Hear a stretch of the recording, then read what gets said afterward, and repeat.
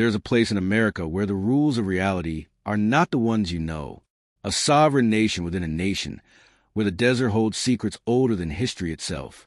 I returned to this land 6 months ago after a decade serving with the Chicago Police Department. I thought I understood police work. I believed I'd witnessed every form of human darkness a major city could produce. I was wrong. What patrols these ancient canyons and forgotten mesas defies all modern understanding. The tribal police here operate with a manual that doesn't exist in any academy, a blend of federal law and protocols passed down through generations. Protocols for things that shouldn't exist.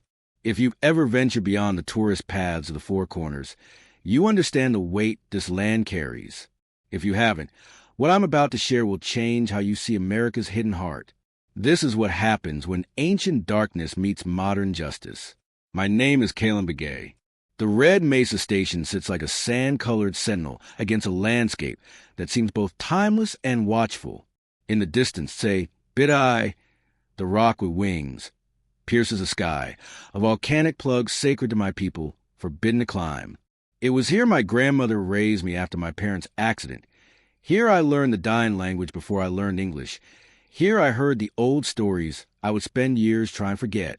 Sergeant Annaba Yazzie met me that first morning. Mid-40s, hair in a traditional bun, eyes that missed nothing. Officer Begay, she said, her handshake firm. Welcome home. Your grandmother spoke of you often. She was proud, even if it took her passing to bring you back. The truth, delivered without cushion, stung precisely because it was accurate. Thank you, Sergeant. Annaba, when we're alone. The formality is for council meetings. She led me through the station, past maps and bulletins. You work violent crimes in Chicago. Made detective. That's good. You know violence. But the violence here... She paused, choosing words carefully. It operates on different principles. It has different rules. I must have shown my skepticism. City cop thinking he'd seen it all. Annaba offered a thin smile. You don't believe me. Your grandmother said you'd need proof. That's fine. Just promise me this. When you encounter something your Chicago training can't explain, you keep an open mind, and you follow the protocols. What protocols? From her pocket, she produced a laminated card. 7 rules typed in English and dying. 1. Never speak the true name of the Yinal Lushat aloud after dark. Refer to them as the imitators if necessary. 2. If you observe an animal displaying human intelligence or behavior, break eye contact immediately. Retreat and report. 3. Do not whistle between sunset and sunrise. Sound carries intention in the darkness. 4. A nighttime knock accompanied by a familiar voice requires visual verification before opening. 5.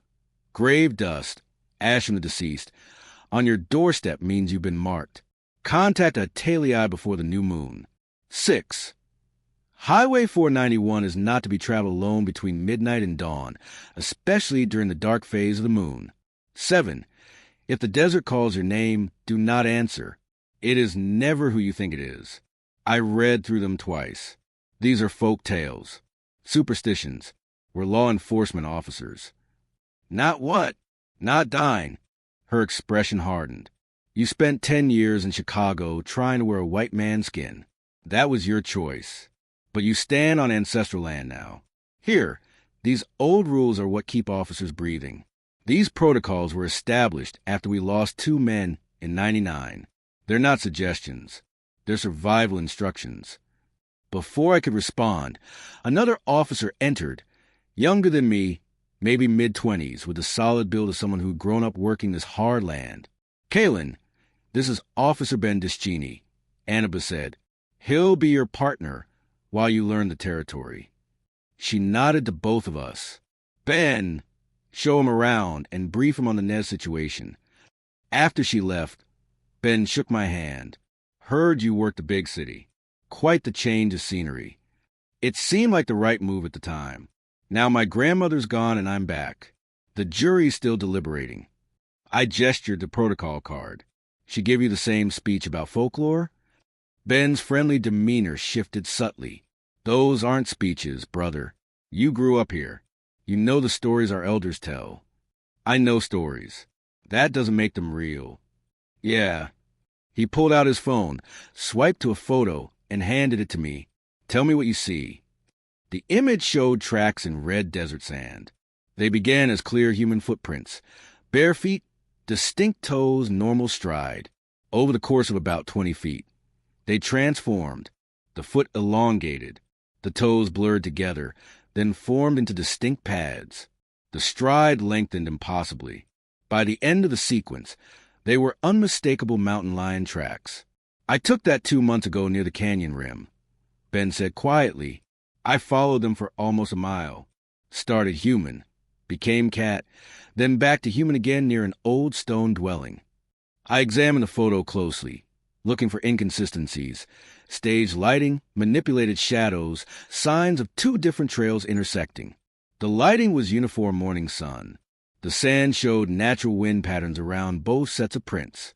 If it was a fake, it was masterfully done. Could be overlapping trails. I offered someone walking barefoot, then a mountain lion crossing their path later. Could be, Ben agreed, his voice dropping. Except I watched the change happen. Dispatch had calls about a predator killing livestock. I was tracking what I thought was a mountain lion. I was maybe 50 yards back, keeping visual. It stopped, turned its head, and looked right at me. He met my eyes. And I knew that wasn't an animal looking back. The intelligence in those eyes, it was all wrong. So I followed Rule 2. I broke eye contact immediately and backed away slowly. Didn't turn my back. Didn't run. When I reached my vehicle, it was gone. But Annabelle was my backup the next morning. She saw those tracks and told me I'd done exactly the right thing. The radio on his belt crackled to life. A dispatcher's voice, blending English and dime with the distinctive accent of this region. All units. Welfare check requested at the Cedar Springs chapter house. Elderly resident, Mr. Nez, unreachable for 4 days. Family unable to make contact by phone. Ben grabbed the mic. Unit 4 responding. ETA, 20 minutes. Copy, Unit 4. Be advised. Caller also reports unusual activity around the residence after dark. Lights moving in the brush without apparent source. And the dispatcher paused. Audible whistling. Multiple sources from different directions. I saw Ben's jaw tighten as we headed to the white SUV with tribal police markings. I asked, the whistling? That's Protocol 3. If someone's been whistling around Mr. Nez's place for 4 nights running, that's not coincidence, Ben said, starting the engine. Either someone's trying to call something to him, or something's already there and calling for reinforcements. Or it's the wind through rock formations, or coyotes, or a dozen other natural explanations. Maybe. Ben pulled onto the highway. But we're going to approach this as a potential hostile situation regardless. And you're going to follow my lead because I've been doing this for 4 years and I'm still breathing. That should tell you something. The drive took us north on the paved highway, then west onto a dirt road that wound through classic high desert. Sagebrush, juniper, sandstone formation sculpted by millennia of wind. The October sun was bright but carried little warmth. At this elevation, the temperature would plummet 40 degrees once night fell. Mr. Nez's property came into view, a traditional 8-sided hogan with its door facing east, adjacent to a more modern manufactured home. A rusted pickup from the 90s sat in the yard. A few chickens scratched in the dirt near a small shed. Everything appeared normal, quiet. Too quiet. Listen, Ben said softly as we stepped out. I heard it immediately, or rather, didn't hear it. No bird calls. No insect chirps. Even the chickens moved in silence. No life sounds, Ben murmured. That's never a good sign. We approached the manufactured home first. Ben knocked loudly. Tribal police. Mr. Nez, your family asked us to check on you. No response. He tried again. Sir, if you're inside, please respond. We just want to ensure you're okay. Still nothing. We'll check the hogan first, Ben said. Some elders prefer the old ways when they're not feeling well. We circled to the traditional dwelling. The heavy blanket covering the doorway had been pulled aside. Even from several feet away, I caught the scent, that unmistakable sweet rotten odor of advanced decomposition. I'd smelled it enough times in Chicago to recognize it instantly. Death, several days old. Ben pulled his flashlight. We entered cautiously. Mr. Nez sat in a wooden chair in the Hogan Center, positioned eastward as tradition dictated. He'd been dead for days, consistent with when his family last heard from him. But it wasn't the body that made my breath catch. It was the perfect circle drawn on the packed earth floor around him, approximately 8 feet in diameter, drawn in a gray, finely ground substance that shimmered faintly in the flashlight beam. At the 4 cardinal points, north, south, east, west, small, carefully arranged mounds of the same material. "Grave dust," Ben whispered. "Jesus. He's been marked for the imitators."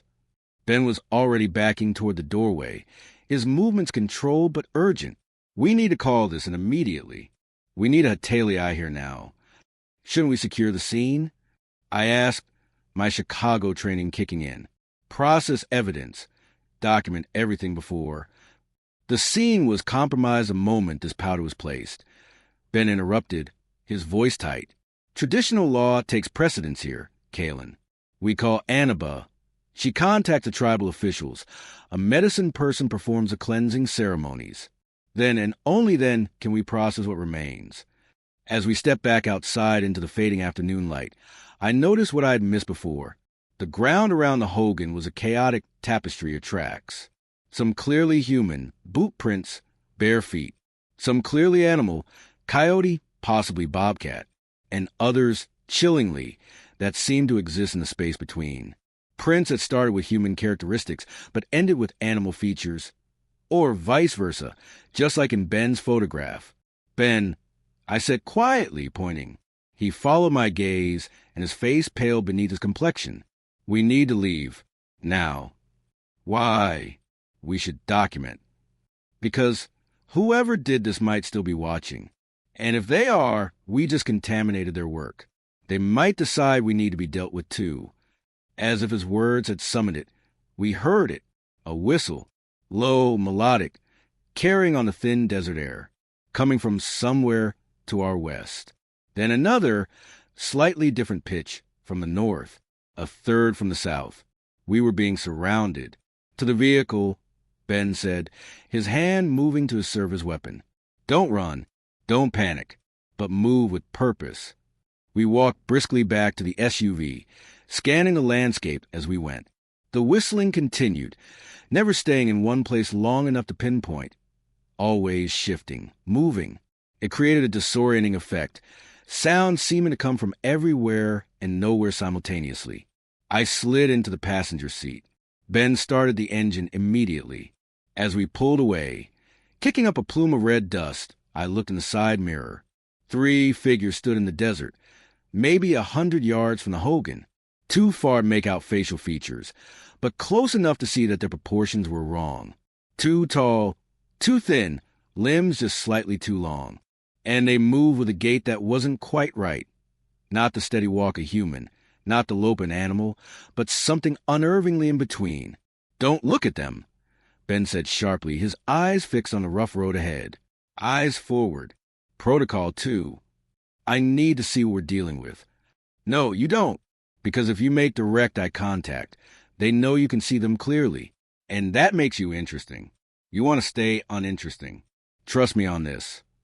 We drove in tense silence for 5 minutes before Ben picked up the radio. "Unit 4 to dispatch." "Go ahead, Unit 4. We have a 10 to 54 at the Nez residence. Elderly male deceased, approximately 4 days. Scene shows evidence of..." He paused, choosing his words with bureaucratic care. "Traditional criminal activity. Request Sergeant Yazzie and a Hatelii response."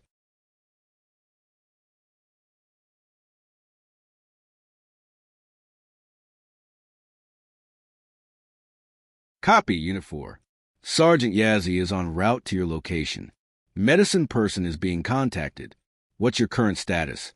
"We're clear of the scene, returning to station. Be advised, there may be hostile individuals in the area. Recommend any responding units approach with extreme caution." After he replaced the mic, I asked, What exactly did we just see? Exactly what the protocols warn about, Ben said, his knuckles white on the steering wheel. Someone used traditional witchcraft to kill that old man, and the practitioners of that witchcraft were there, observing their handiwork, maybe waiting to see who would come investigate, maybe selecting their next targets. That's not possible, I said, the words sounding hollow even to me. People don't kill with circles of ash and... What? Magic. Ben glanced at me. You're dying, Kalen. You know the stories. Even if you pretend you don't. Our people have been dealing with these things for centuries. The skinwalkers, the witches, those who practice the dark side of our traditional ways. They're real. They've always been real. The only question now is whether you're going to accept that fact quickly enough to stay alive. We pulled into the station parking lot 20 minutes later. Annabelle was waiting, leaning against her vehicle, arms crossed. Her expression was grim. "Report," she said. Ben gave her the full briefing. The body, the grave dust circle, the ash mounds of the cardinal points, the tracks, the whistling, the figures in the desert. I stood there listening, still trying to fit what I'd witnessed into frameworks that made sense. Hallucinations, mass hysteria, elaborate hoaxes. My LAPD-trained mind scrambled for rational explanations. Annabelle listened without interruption, then nodded slowly. Naba is coming from many farms. She'll be here in a couple of hours. Until then, no one goes back to that location. No one. She turned her gaze to me. How are you holding up, Kalen? I'm not sure what I saw. I said honestly, but I saw something that doesn't fit my understanding of how the world works. Good. That's the first step toward truth. Annabelle pulled the protocol card from her pocket again. Your grandmother told me you had the sight as a child, that you could see things others couldn't, sense things. She said you were going to be trained as a medicine person until your parents died and you shut yourself off from traditional ways. I don't remember that. Maybe you don't want to remember, but your grandmother said the sight doesn't leave you just because you ignore it. It goes dormant. She handed me the card. Keep this. Study it. Follow it. Because things are going to start happening now.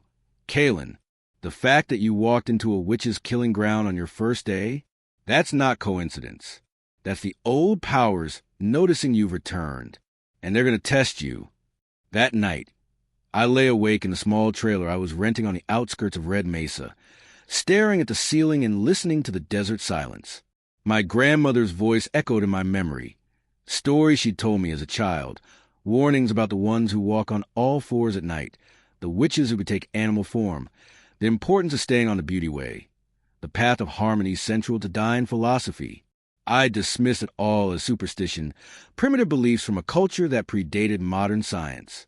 But I'd also seen what I'd seen, and unless I was experiencing a shared psychotic episode with Ben, possible but statistically unlikely, there was something in that desert that didn't fit into modern scientific frameworks. My phone buzzed with text from Ben. First day always sucks. Gets worse before it gets better. Follow the protocols. They work. I looked at the laminated card on my nightstand. 7 rules that sounded like folklore, but were apparently literal survival instructions. Outside, somewhere in the desert darkness, something whistled. The same melodic pattern I'd heard at the Nez property. I sat up slowly, my heart beginning to hammer against my ribs. Protocol 3, don't whistle at night. It calls things to you. But what if those things were already here, and they were calling to you? The whistle came again, closer this time, right outside my trailer. Then I heard my name. Kalen. My grandmother's voice. Weak, tired, exactly as she'd sounded in her final days. Kalen, I need help. I'm lost out here. My grandmother had been dead for 3 months. Whatever was outside my trailer, it wasn't her. Protocol 7 screamed in my mind. If you hear your name called from the desert at night, never answer. It's never who you think it is. I sat frozen on the bed, barely breathing, as my dead grandmother's voice called my name over and over, growing more desperate, more frightened with each repetition. Every instinct screamed at me to go outside, to help her, to do something. But I remember the figures in the desert, the way they moved wrong, the way they'd watched us. So I sat in the darkness of my trailer, listening to something where my grandmother's voice like a mask, calling my name into the desert night. Welcome to tribal police work, where the rules you learned in the academy won't save you. And the only thing between you and what lives in the darkness is knowledge passed down through generations of survival. I didn't sleep that night. I sat on the bed with every light in the trailer blazing, my service weapon on the nightstand, listening as the thing outside cycled through voices. My grandmother, my mother, my father, then, most chillingly, my own voice, calling to myself in the darkness. "Kalen, let me in. It's cold out here, Kalen." By the time the sun rose, the voices had stopped. I checked outside cautiously, weapon in hand. Nothing. No tracks in the sand around my trailer. No signs anyone had been there. Just the desert, peaceful and empty in the early morning light. I showed up for my shift looking like I hadn't slept. Ben took one look at me and handed me a cup of black coffee, without comment. "It visited you last night, didn't it?" he said quietly. Voices. All night, my dead family. My own voice. Protocol 7. "You didn't answer, right?" "No." I followed the protocol. I drank the coffee, grateful for the caffeine burn. What would have happened if I'd opened the door? Ben's expression grew serious. "Depends on how hungry it was. Best case, you wake up 3 days later in the desert with no memory of what happened. Worst case, you become one of them. Or just disappear." He pulled up a file on the computer. "Want to see something that'll really mess with your day?" He showed me missing person reports. Dozens of them, going back 30 years, all from the tribal lands, specifically the Red Mesa District. Ages range from teenagers to elderly. No pattern in gender, family background, or occupation, but one thread connected them all. Each disappearance happened within a week of the new moon, and each person was last seen near Highway 491 after dark. "Protocol 6, I said. "During the new moon, don't drive alone on Highway 491 past midnight." "Right." Ben said, "That highway used to be Highway 666 until they renamed it in 2003. The Devil's Highway. There's a reason for that name." He closed the file. "The stretch between Red Mesa and the state line is particularly bad. The something about the isolation, the hitchhiker's darkness, the way that don't have names in English, empty desert for miles. During the new moon, perfect hunting ground. They're most active. For what? And that road..." He shook his head. "That road takes people." Annaba entered the break room, looking like she'd had a rough night too. Naba completed the cleansing ceremony at the Nez property at dawn. "The scene is clear for processing now if you want to go back." "Do we?" I asked. "FBI wants a report. Tribal Council wants a report. And I want to know who the hell is practicing dark witchcraft in my jurisdiction." Her expression was granite. "Get your gear. We're all going." The scene felt different in daylight. The Hogan, the manufactured home, the surrounding desert, all looked mundane under the bright October sun. But the oppressive weight that had hung over everything the day before was gone, replaced by something cleaner, lighter, like the air after a thunderstorm. Nabal was still there, a woman who appeared to be in her 80s with long white hair braided with strips of leather. She wore traditional clothing, a velvet blouse and a long skirt, and stood near the Hogan, singing softly in Dine, while occasionally sprinkling something from a deerskin pouch onto the ground. "The cleansing is complete," she said in Dine, then repeated in English when she saw me approach. "But the evil that was here, it's still out there. Whoever did this, they're skilled in the dark ways. Very skilled. Can you tell us anything about them?" Annaba asked respectfully. "Male, young, maybe 30 winters. Strong in the twisted power, but unbalanced. Angry." Naba's eyes were clouded with age, but somehow seemed to see more than younger eyes. "And there's more than one. 3 of them working together. Very unusual. Very dangerous." "3, I said, remembering the figures in the desert. "We saw 3 yesterday." "Then they saw you too," Naba said, turning those milky eyes toward me. "You're marked now. All of you. They'll be watching to see what you do." She stepped closer, studying my face. "Especially you. Grandson of Dawn Woman. She told me you were coming back. Told me you'd need guidance. You knew my grandmother. Of course. She was trained as a H'taileai before she married your grandfather and chose a different path, but she never lost knowledge, never lost a sight. Nabal reached out, her gnarled fingers not quite touching my cheek. You have it too. The sight. I can see it in you, even though you've tried to bury it. That's why they're interested. You're not just a police officer to them. You're a challenge, a potential threat, or a potential recruit. I'm not joining any witches. No, but they don't know that yet. They'll test you, try to corrupt you, and if they can't corrupt you, they'll try to kill you. She pulled something from her pouch, a small leather bag on a braided cord. Wear this. Protection medicine. Your grandmother was making it before she died. Asked me to finish it and give it to you when you came back. I took the bag. It was warm, like it had been sitting in sunlight, and smelled of sage, cedar, and other herbs I couldn't identify. Thank you. Thank your grandmother. She's the one still protecting you, even from the other side. Nabal turned back to Annaba. The body can be moved now, but burn the ash circles. Don't try to collect them as evidence. That powder carries dark intention. It needs to be destroyed completely. After Nabal left, walking slowly toward an ancient pickup truck with a young relative driving, we processed the scene. Mr. Nez had died of what appeared to be natural causes, likely a heart attack or stroke, but the medical examiner would make the official determination. What we could determine was that he'd been dead approximately 4 days, consistent with when his family last heard from him. The grave dust circles were photographed extensively from every angle before Ben prepared to burn them. He used a road flare, speaking prayers in Dine as he touched the flame to the gray powder. The ash burned with a strange green flame and gave off an acrid smell that made my eyes water and throat tighten. Whoever made this used human remains, Ben said grimly, watching the last circle blacken and crumble. You can tell by how it burns. Regular ash doesn't do that. Where would someone get human remains? Grave robbing. Or worse, they kill someone specifically to make the powder. He finished burning the last of the circles. This is serious dark magic, Kalen. The kind that gets you exiled from the nation if you're caught. Maybe worse, depending on what the traditional council decides. We spent the rest of the day interviewing Mr. Nez's family and neighbors. Most were reluctant to talk about witchcraft directly. It's considered dangerous even to speak of such things, but several mentioned that the old man had been having problems with a younger relative, his grandson, Delmar Gorman, age 31. Delmar had wanted to inherit some land that Mr. Nez owned, a parcel near Chaco Canyon with an active spring, valuable in desert country.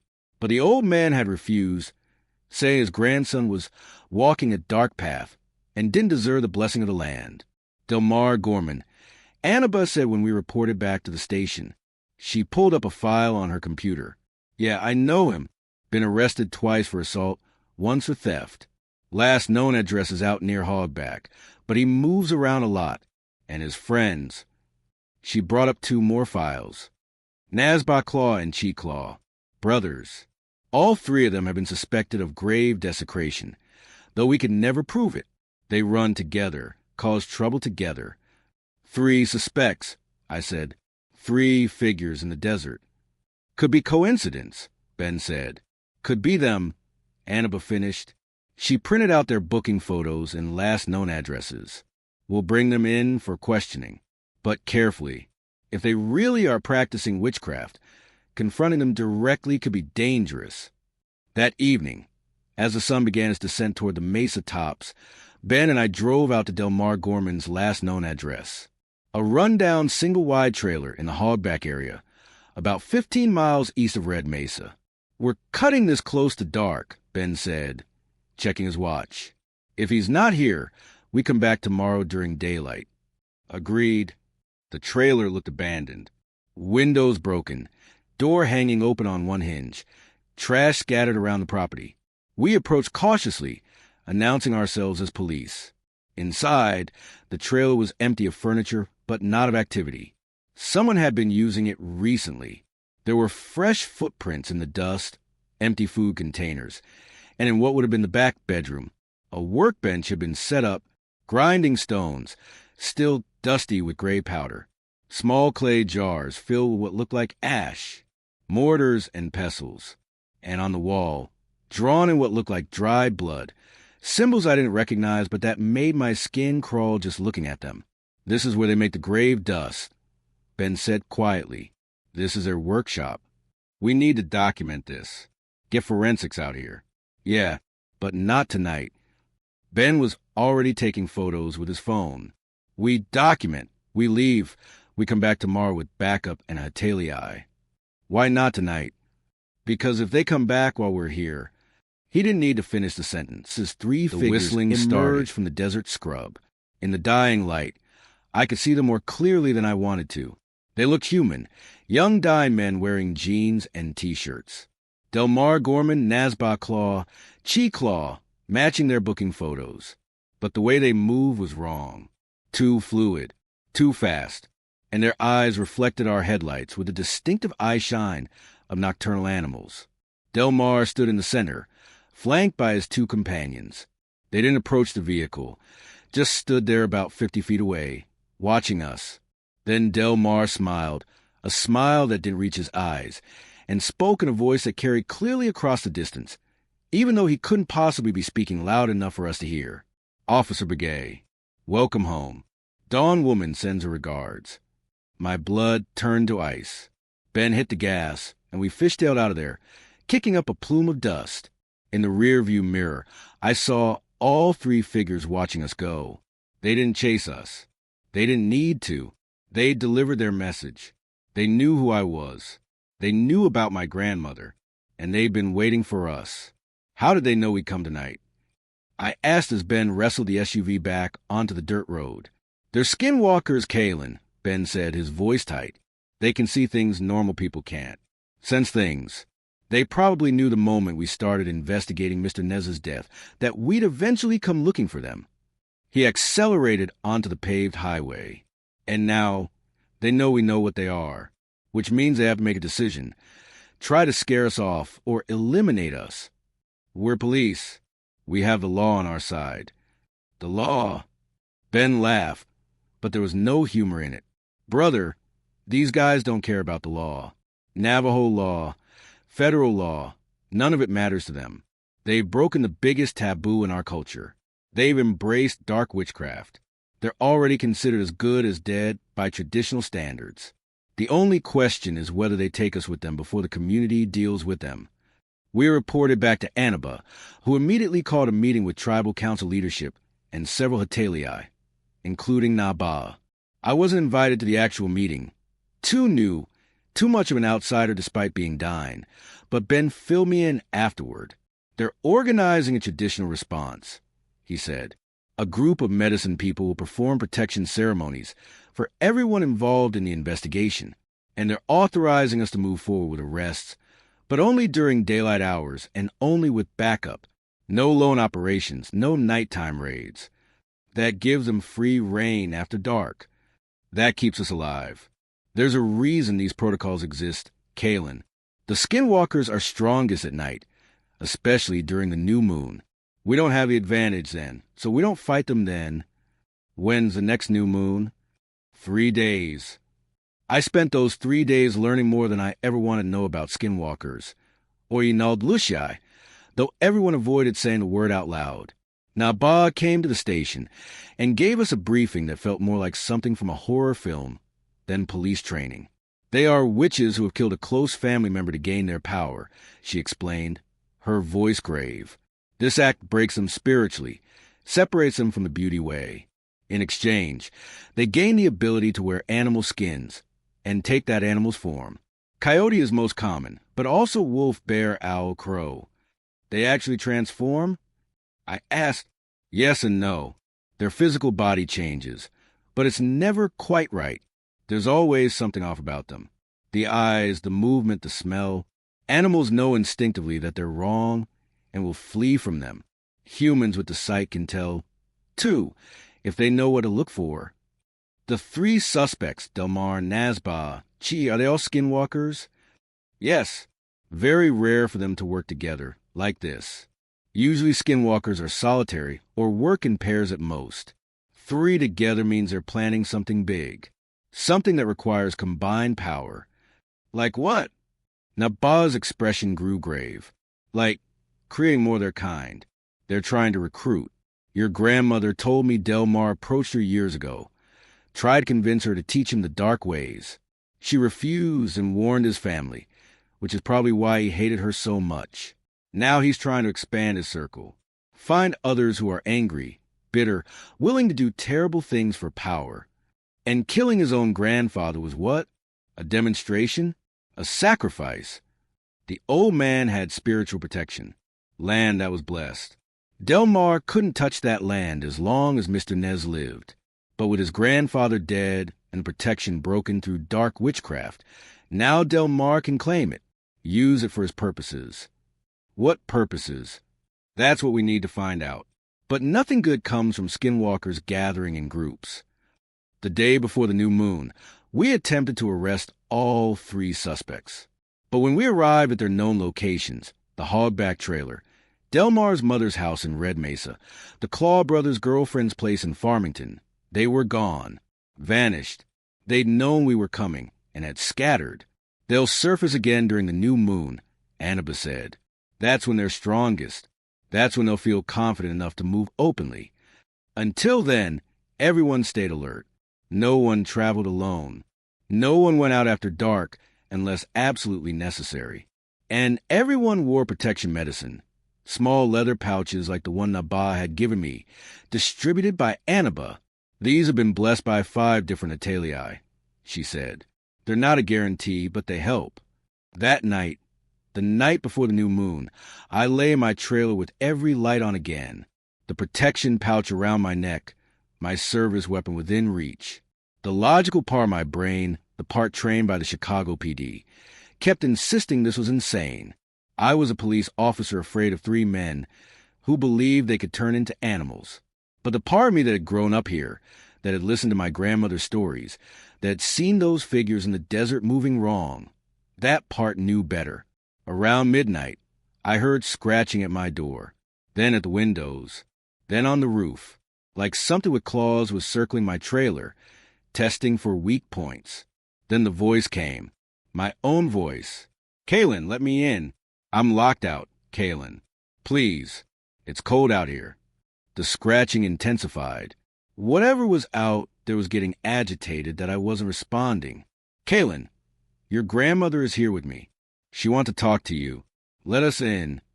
I sat frozen on my bed, gripping my weapon, reminding myself that whatever was outside was not me, was not my grandmother. The scratching suddenly stopped. Then silence. Complete silence. No insects, no wind, nothing. Then something massive hit my trailer with enough force to rock it on its foundation. The lights flickered. The windows rattled. Another impact. And another. Like something huge was ramming the trailer, trying to break through the walls. Something big, ramming the trailer. I'm 5 minutes away.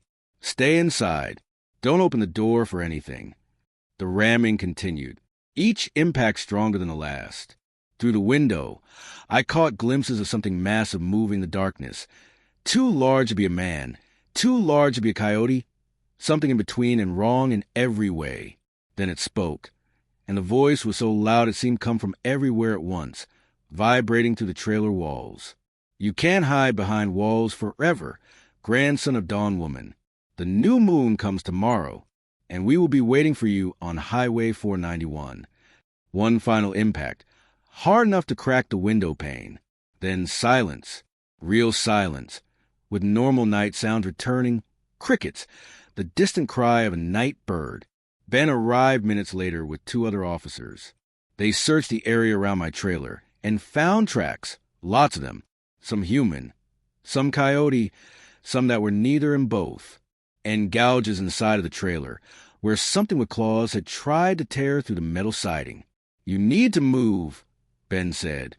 Tonight, get your essentials and crash at the station or at my place. Anywhere with more people, more protection. They specifically mentioned Highway 491. The new moon. They're planning something. Yeah, and they're trying to terrorize you before it happens, make you scared, unstable, easier to manipulate. He helped me gather a duffel bag of clothes and gear. But we're not going to give them that satisfaction. You're staying with me and my family tonight. We'll have a Talia come perform protection ceremonies. And tomorrow we'll figure out what these bastards are planning and how to stop it. As we drove to Ben's house in town, passing through the quiet streets of Red Mesa, I looked out at the desert beyond the streetlights.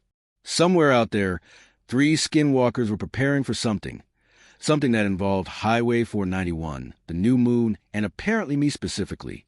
My grandmother had tried to warn me, tried to teach me the old ways that would prepare me for this. But I'd been too angry, too stubborn, too convinced that modern science and modern law enforcement were all I'd ever need. Now I was learning the hard way that some things couldn't be fought with guns and badges. Some things required older knowledge, older ways, older understanding of what lived in the darkness beyond human civilization. Tomorrow was the new moon, and whatever the skinwalkers had planned, I'd be facing it whether I was ready or not. I'd barely slept at Ben's house, despite the protection ceremonies and the presence of his wife, Lena, and their 2 young children. Every sound outside made me tense. Every shadow seemed to move wrong. Lena was kind but cautious around me. She made breakfast in silence while Ben got ready for shift, occasionally glancing at me like she was trying to determine if I was bringing danger to her family. "I'm sorry," I finally said as she set a plate of eggs and fried bread in front of me, "for putting you all at risk." "You didn't choose this," she replied quietly. "They chose you. But Ben says you're strong, that you have the sight like your grandmother did. Maybe that's why they're so interested. I don't feel strong. I feel like I spent 10 years running away from who I was supposed to be, and now it's coming back to haunt me." "Good." She met my eyes. "Then maybe you'll finally stop running and face it." At the station, Annabelle had assembled everyone. All 6 officers currently on duty, plus 4 tribal rangers and 2 FBI agents who worked reservation cases. The FBI guys looked skeptical as Annabelle laid out the situation. "We have 3 suspects in a murder case," she said, displaying the photos of Delmar Gorman and the Claw brothers. "They're also suspects in multiple grave desecration cases and are believed to be practicing traditional dark witchcraft." One of the FBI agents, a young white guy who couldn't have been more than 30, started to say something, but his partner, an older dying man named Agent Yazzie, silenced him with a look. "How credible is the witchcraft angle?" Agent Yazzie asked. "Very," Annabelle said. "We have physical evidence of grave dust at the murder scene, witness testimony about traditional dark practices, and—" She hesitated. "Multiple officers have had encounters with the suspects that suggest supernatural abilities. The young FBI agent, Patterson, according to his badge, couldn't contain himself. Supernatural? Seriously? We're federal law enforcement, not ghost hunters." "Then you're welcome to leave," Annabelle said coldly. "This is tribal police jurisdiction. We invited you as a courtesy because the murder victim's grandson may have crossed state lines, but we don't need your skepticism or your disrespect for our cultural beliefs." Agent Yazzie spoke up. "What my partner means is that we need to focus on evidence that will hold up in court. Trackable movements, physical evidence, witness testimony that doesn't rely on supernatural explanations." "Fair enough," Annabelle said. "Here's what we know for certain.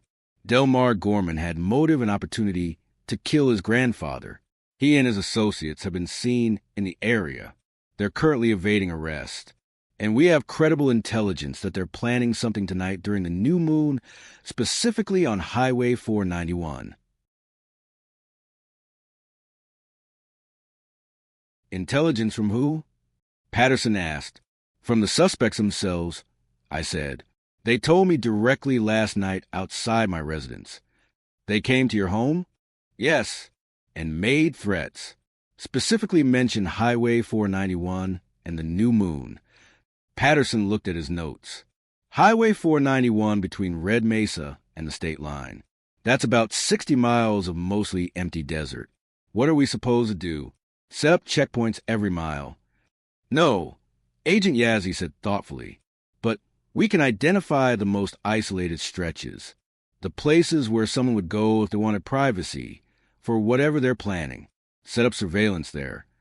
There's one spot in particular, Ben said, pulling up a map on the station's large monitor. About 30 miles south of Red Mesa, there's an old abandoned trading post. Been closed since the 70s. Very isolated, but there's a dirt road that leads back to it from the highway. If I wanted a place to conduct ceremonies away from prying eyes, that's where I'd go. Annaba nodded. All right, here's the plan. We set up surveillance at the trading post starting at dusk. Multiple units, good sight lines. No one goes in alone.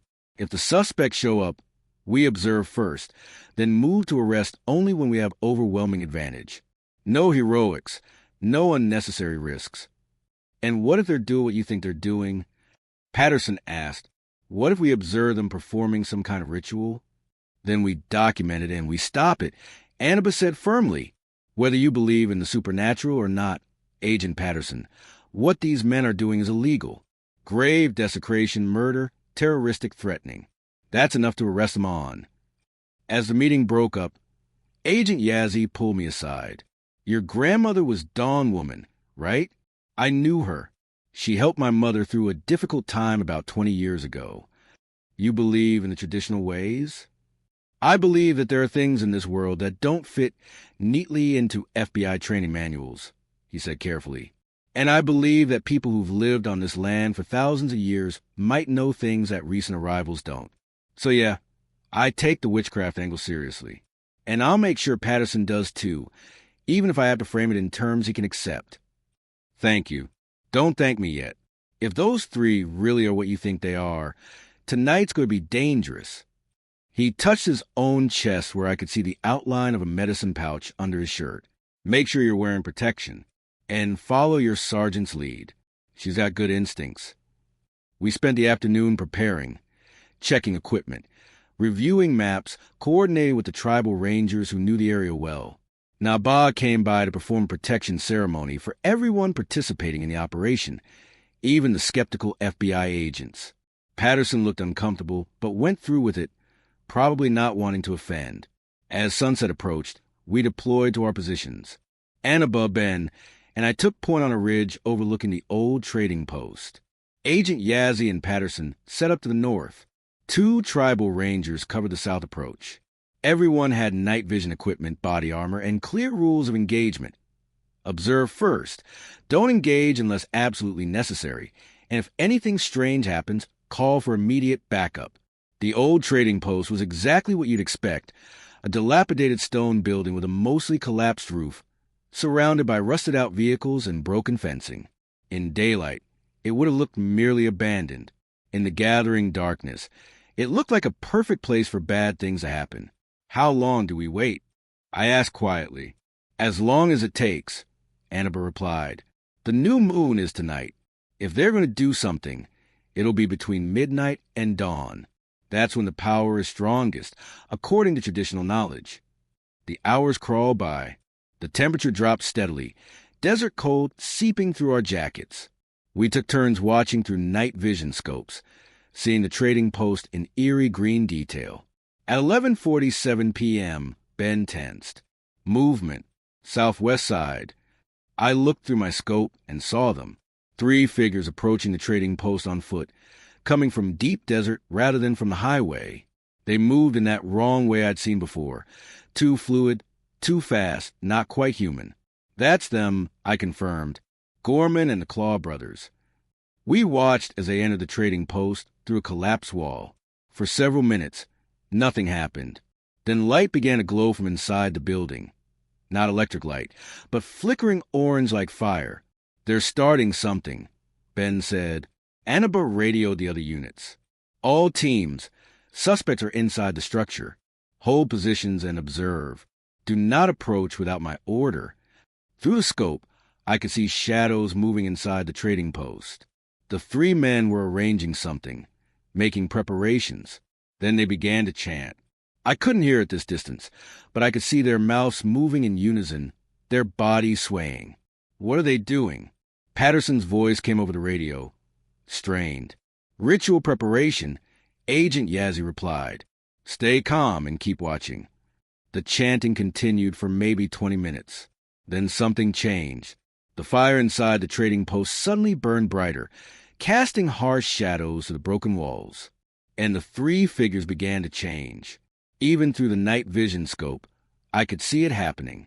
Their bodies contorting, reshaping, dropping to all fours. The transformation was grotesque, painful looking, like their bones were breaking and reforming. Within minutes, where 3 men had stood, 3 large coyotes now paced around the fire. Jesus Christ! Patterson breathed over the radio. Did you all just see that? Confirmed visual, Annabeth said, her voice steady despite what we'd just witnessed. Subjects appeared to have transformed. All units maintained positions. But the coyotes weren't done. They circled the fire 3 times, then threw back their heads and howled. The sound carried across the desert, raising every hair on my body. And in the distance, other howls answered.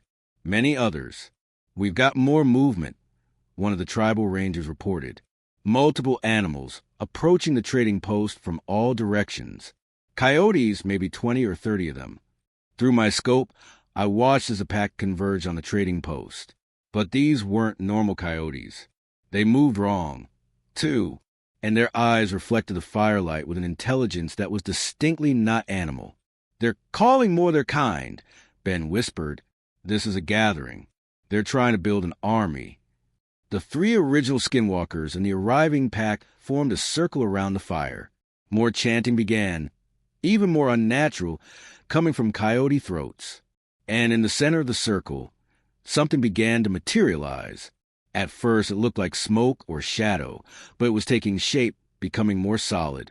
A figure, tall and thin, with antlers or horns sprouting from its head. As it solidified, I realized I was looking at something that had no business existing in the physical world. What the hell is that? Patterson demanded. Something they're summoning, Agent Yazzie said quietly. Something old. Something that shouldn't be called back. The figure, the entity, opened its eyes. It Even sees from a us, quarter I said. mile away, It knows I we're could see here. them glowing red All in the darkness. units, fall And back. suddenly, Annabeth I ordered, knew with absolute controlled certainty that it retreat was to looking vehicles. directly at me. Move now. But we'd barely started moving when the howling changed. It became louder, more aggressive, more coordinated. And the entire pack of skinwalker coyotes broke from their circle and started racing toward our positions. They're coming, one of the rangers shouted. Multiple hostiles incoming. We ran for the vehicles, but the skinwalkers were incredibly fast. The first ones reached the ranger positions before we'd made it halfway. Over the radio, I heard gunshots, screaming, chaos. Ranger 1 is down. I repeat, Ranger 1 is. The radio cut to static. Ben, Annabeth, and I made it to our vehicle. Ben was driving, Annabeth in the passenger seat calling for emergency backup, and I was in the back with my weapon drawn, watching as maybe a dozen coyotes closed the distance behind us. We pulled onto Highway 491 and accelerated, but the coyotes kept pace impossibly. Some of them began transforming mid-run, shifting between animal and human form, their bodies grotesque shadows in our headlights. They're not going to let us leave, Ben said, pushing the vehicle faster. One of the creatures leaped onto our hood, claws scrabbling on metal. Through the windshield, I saw its face, human and coyote at the same time, with red eyes and too many teeth. It raised one misshapen arm to smash through the glass. I fired 3 rounds through the windshield. The creature flew backward off the hood, but 2 more immediately took its place. Hold on. Ben yanked the wheel hard, swerving violently. The creatures tumbled off, and he accelerated again. But ahead, something worse appeared. The tall figure with antlers was standing in the middle of Highway 491, directly in our path. It didn't move, just stood there waiting. Don't slow down. Annabeth yelled. Drive through it. Ben gritted his teeth and kept the accelerator floored. We were doing 90 miles an hour when we hit the figure. There was no impact. We passed straight through it, like it wasn't even there. But as we did, the temperature inside the vehicle dropped to freezing. Frost formed instantly on the windows, and I heard my grandmother's voice, clear as day, speaking in Dine. The fourth world is breaking. They're trying to bring through the old darkness. You must stop them, grandson. You must finish what I started. Then the warmth returned. The frost vanished, and we were past the figure. In the rear-view mirror, I saw it, and the pack of skinwalkers stopped their pursuit. They just stood there on the highway, watching us escape. What the hell just happened? Ben demanded we rendezvoused with Agent Yazzie and Patterson 3 miles down the highway. They'd made it out with minor injuries, but of the 2 tribal rangers, only one had made it to his vehicle. The other had been taken by the pack. We need a full tactical response, Patterson said, all his earlier skepticism gone. His hands were shaking. What we just saw, those weren't men. Those weren't animals. Whatever the hell they were, we need military-level backup to deal with them. By the time any backup arrives, they'll be gone, Annabeth said. She looked at me. Your grandmother spoke to you. What did she say? I repeated the message. The fourth world is breaking. They're trying to bring through the old darkness. The fourth world. Naba's voice came over the radio. Someone must have patched her into our frequency. In our cosmology, we live in the fourth world now. The 3 previous worlds were destroyed because of imbalance and evil. If they're trying to break the fourth world, they're trying to bring back chaos from the previous worlds. Unleash old evils that were banished. How do we stop it? Annabeth asked. You must complete the ceremony they started, but with opposite intention. Balance against chaos. Healing against harm. But it requires someone with traditional knowledge and spiritual strength. Someone who can walk between worlds. Everyone looked at me. No, I said, I don't have that training. I rejected all of that. You have your grandmother's blood, Naba said, and her knowledge is in you whether you acknowledge it or not. She spent your whole childhood preparing you for this, even if you didn't realize it.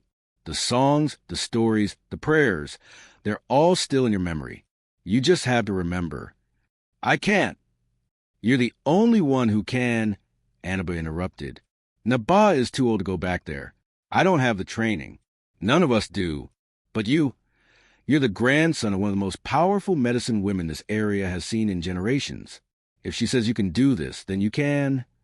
I thought about my grandmother, about all the nights she'd sung to me in Dine, teaching me songs I thought were just lullabies, about the stories she'd told that I dismissed as folklore, about the prayers she'd made me memorize before I was old enough to understand what they meant. And I realized Naba was right. It was all still there, buried in my memory, waiting for me to need it.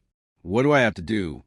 Over the next 2 hours, with dawn approaching, Naba walked me through the counter ritual. The songs I needed to sing, the prayers I needed to speak, the offerings I needed to make. It was all traditional Dine ceremony, the kind that usually took years to learn. But my grandmother had given me the foundation, and Naba was filling in the gaps. You'll have to go back to the trading post, she said. Enter the space where they perform their summoning, and you'll have to do this alone. Traditional law requires it. 1 person walking the dark path, 1 person walking the beauty way. Balance.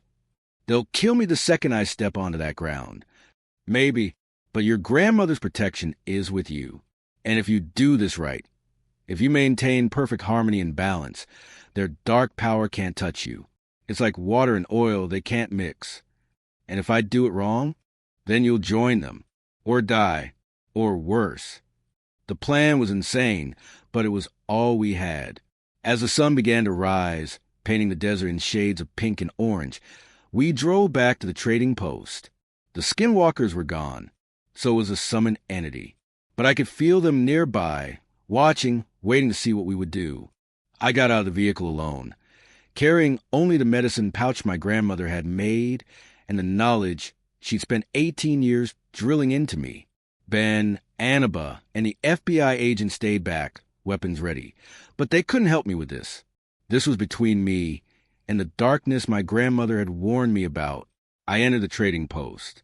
The fire was still burning, impossibly bright despite no fuel source.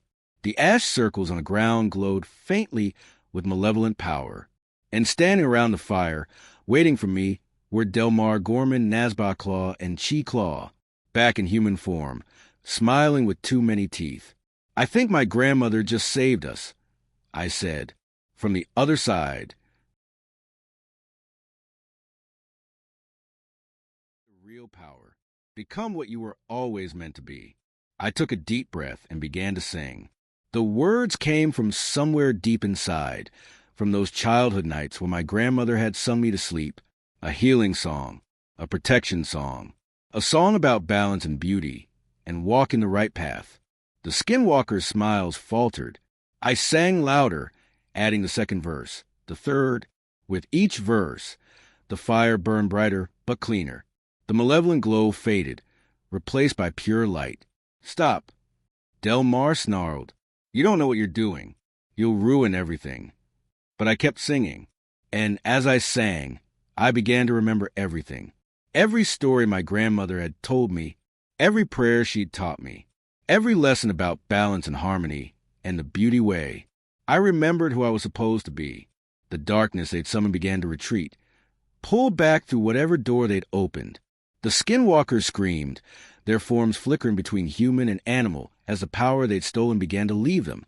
And I sang until the sun fully rose, until the darkness was completely banished, until 3 young men stood before me. Just men again, powerless and terrified. Freeze. Hands up. Ben and Annabelle rushed in, weapons drawn. The 3 men didn't resist. They barely seemed conscious, swaying on their feet like they'd just woken from a nightmare. As we led them out in handcuffs, Agent Yazzie approached me. What you just did in there, I've never seen anything like it. My grandmother taught me. I said, I just finally learned to listen. The arrest made headlines across the reservation and beyond. 3 men charged with murder, grave desecration, assault on federal officers, and a dozen other crimes. The media coverage was careful. Outlets serving the reservation communities reported it straight, including references to traditional witchcraft and dark practices. Outside media sanitized it, talking about occult and traditional beliefs gone wrong. I didn't care what they called it. We had stopped them. The darkness they'd tried to summon was banished. The ranger who'd been taken. We found him 2 days later, wandering the desert with no memory of what happened, but otherwise unharmed. Whatever the skinwalkers had planned for him, we'd interrupted it in time. But the case itself was complicated. Delmar Gorman, Nasba Claw, and Chi Claw all claimed they couldn't remember anything about that night. Medical examination showed they were malnourished, dehydrated, and had injuries consistent with the transformation I'd witnessed, broken bones that had healed wrong, tissue damage, psychological trauma. The witchcraft consumed them.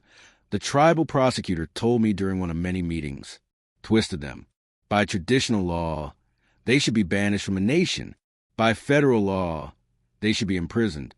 By the medicine people's judgment, they need healing. What about Mr. Nez? I asked. He's still dead. His family still deserves justice. And they'll get it. But justice in dying tradition isn't just punishment. It's restoration of balance. These 3 men will face consequences, but they'll also undergo traditional healing ceremonies if they agree to it. Try to bring them back to the beauty way. It wasn't the kind of clean resolution I'd gotten used to in Chicago, but I was learning that on the reservation, justice looked different, more complicated, more focused on healing entire communities rather than just punishing individuals. The FBI closed their case with unusual speed. Agent Yazzie told me privately that higher-ups wanted the whole thing buried. Too many unexplainable elements.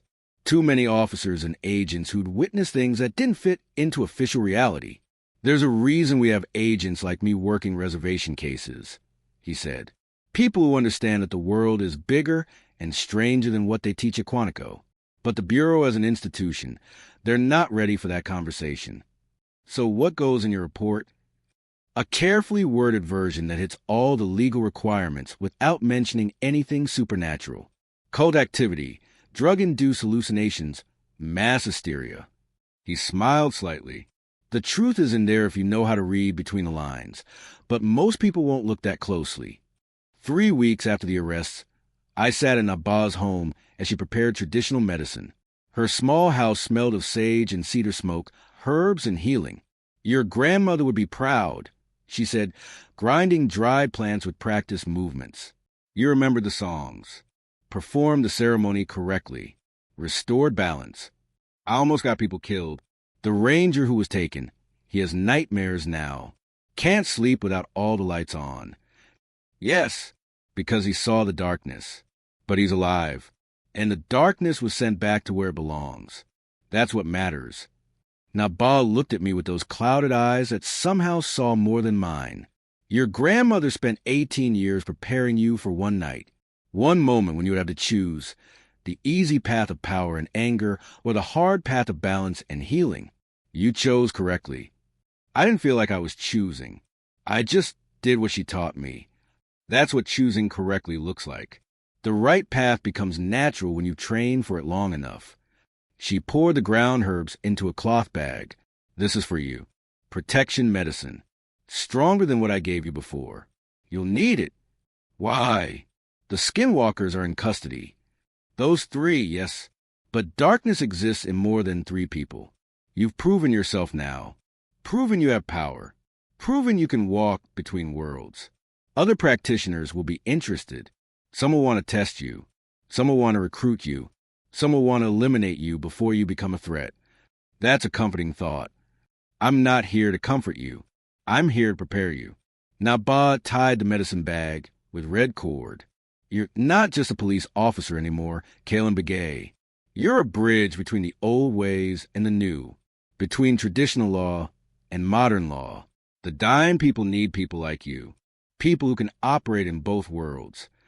My grandmother was that person. Your grandmother was powerful, yes, but she was born in a different time. She understood the old ways perfectly, but struggled with the new world. Nabal pressed the medicine bag into my hands. You understand both. You've walked in the outside world, learned their ways, then came back and reclaimed your heritage. That makes you more valuable than you realize. Over the following months, I settled into my role with the tribal police. The protocols that had seemed like superstition on my first day became second nature. I learned when to investigate by the book and when to call in a Hatelii, when to use my Chicago training, and when to trust traditional knowledge. Ben remained my partner and became a good friend. He'd been right that first day. The job got worse before it got better, but it did get better. We dealt with the usual police work, domestics, thefts, traffic accidents, drunk and disorderlies. But we also dealt with things that never would have crossed my desk in Chic. A family in the Tehadjili chapter reported their teenage daughter was having night terrors and sleepwalking.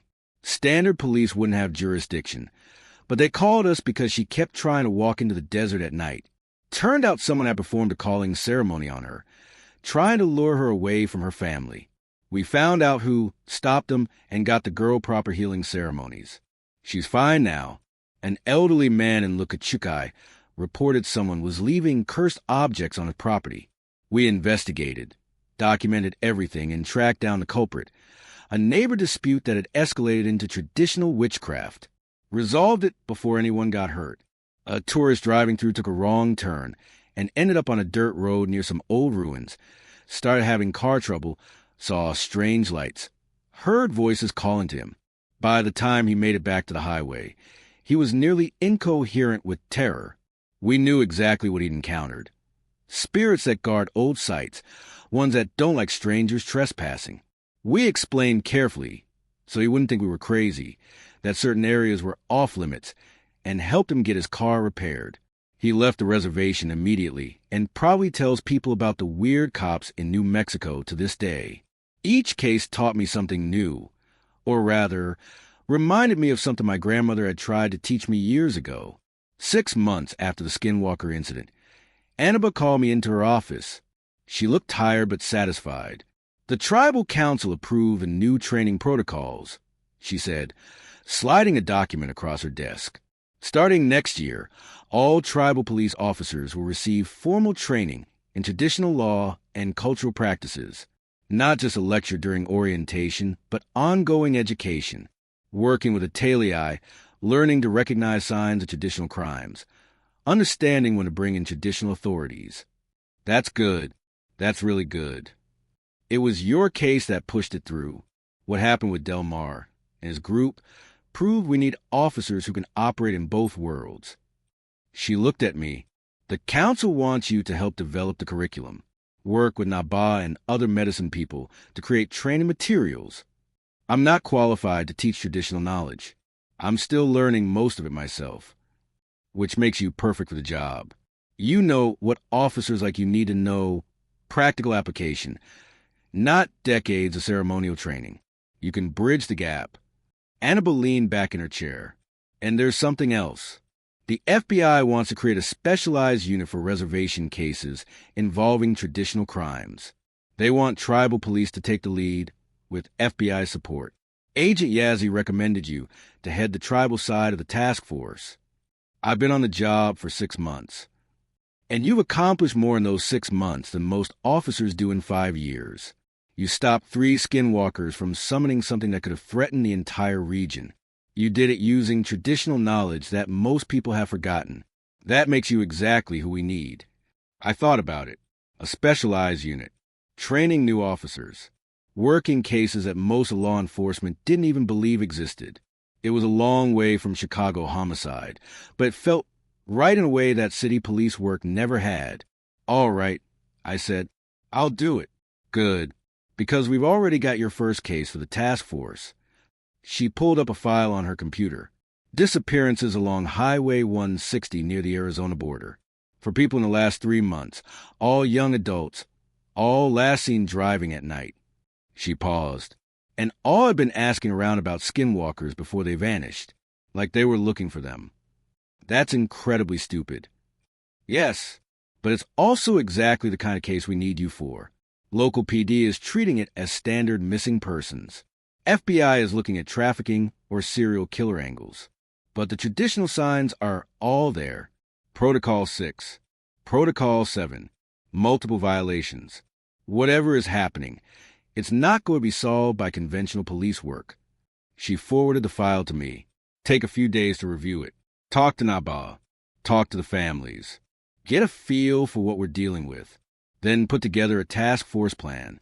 You'll have full support from tribal police and FBI resources. As I left her office, Ben was waiting in the hallway. Heard you moving up. Task force leader. Training coordinator.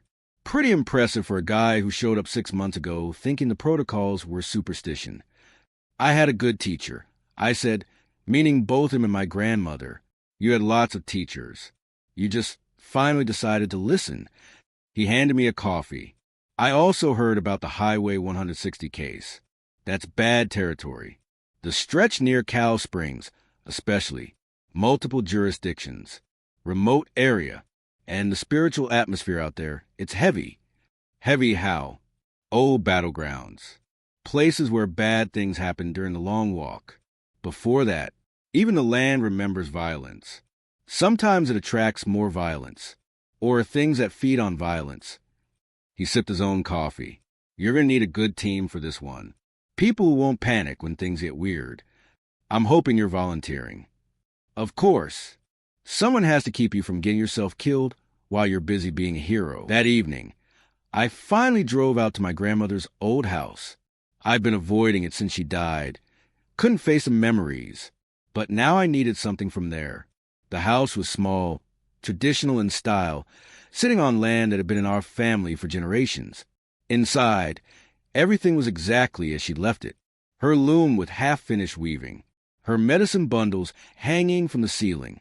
Her books and journals written in both Dine and English. I found what I was looking for in her bedroom. A wooden box she'd always kept locked.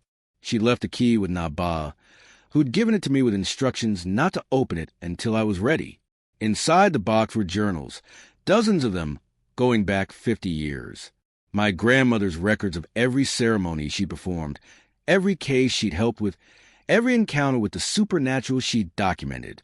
It was an encyclopedia of traditional knowledge written in her careful handwriting. And on top of the journals was a letter addressed to me. My grandson, if you're reading this, I am gone and you have finally opened your eyes to what you were meant to be. I'm sorry I couldn't teach you everything before I left. I'm sorry your anger and grief kept you from learning when you were young, but I always knew you would find your way back. You are the bridge, Kaylin, between old and new, between traditional and modern, between the world people see and the world that really exists beneath the surface. This is not an easy path. You will see things that frighten you. You will face darkness that most people never know exists. You will be alone sometimes, caught between two worlds, belonging fully to neither. But you will also save lives, restore balance, help people who have nowhere else to turn. And you will understand what our people have known for thousands of years, that the world is full of mystery, power, and beauty beyond what modern science can explain. These journals contain everything I learned in 70 years of walking between worlds. Study them, use them, add your own knowledge to them, then pass them on to whoever comes after you. Walk in beauty, my grandson. I am proud of you. I was always proud of you, even when you ran away, because I knew you would come home. Shima Sani. I sat on the floor of her bedroom and cried for the first time since she died, not from grief alone, but from understanding. She'd known. She'd always known that I would reject the teachings, leave the reservation, try to become someone else. And she loved me anyway, prepared me anyway, trusted that I would eventually find my way back. When I finally stopped crying, I loaded all the journals into my truck. They would form the foundation of the training program Annaba wanted me to develop. Combined with modern police procedures and FBI resources, we could create something unique, a law enforcement approach that honored both worlds. Later that night, I sat in my new apartment and began reading my grandmother's earliest journals. The entries from 1975 detailed cases remarkably similar to what I was dealing with now. Skinwalkers, witchcraft, disappearances along remote highways. The same patterns repeating across generations. But she'd also documented solutions, ceremonies that worked, protocols that kept people safe, traditional knowledge that could be combined with modern police work to actually solve cases that would otherwise remain mysteries. My phone rang. Ben, Kaylin, you need to see this. News report just came in. Another disappearance on Highway 160. Young woman, 23, last seen at a gas station in Tehachapi 3 hours ago.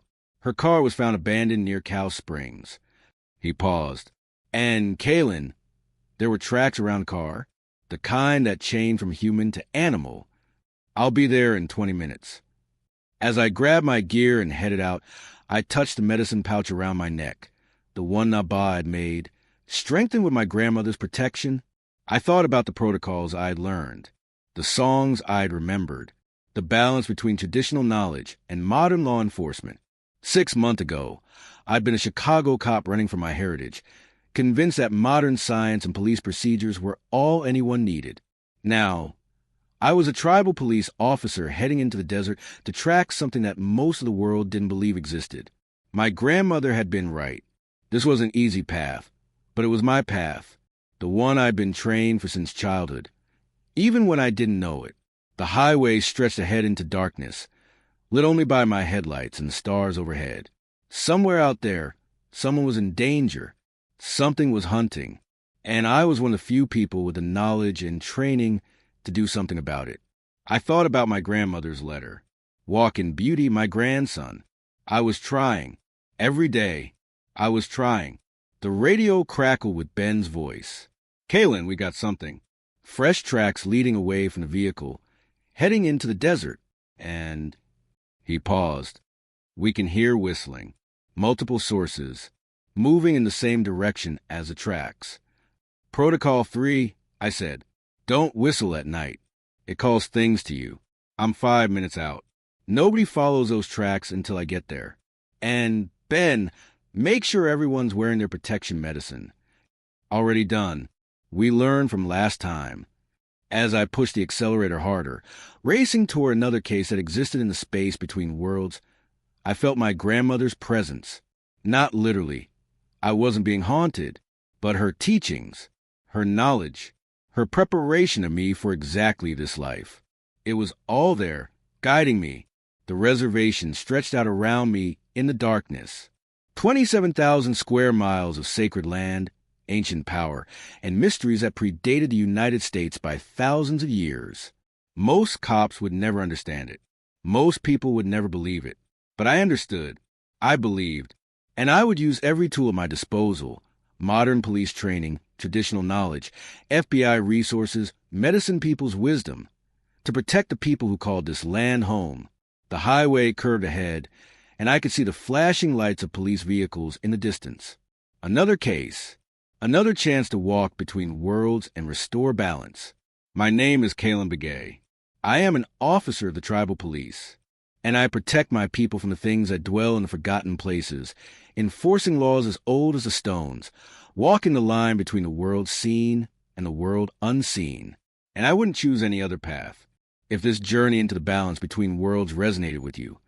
If you believe there are mysteries modern science hasn't yet explained, please support Winds of Thought by liking this video, subscribing, and hitting the notification bell. Your engagement helps us continue exploring the intersection of tradition and reality, bringing you more content from the edges of understanding. Share your thoughts in the comments below. Have you ever encountered something that defied explanation?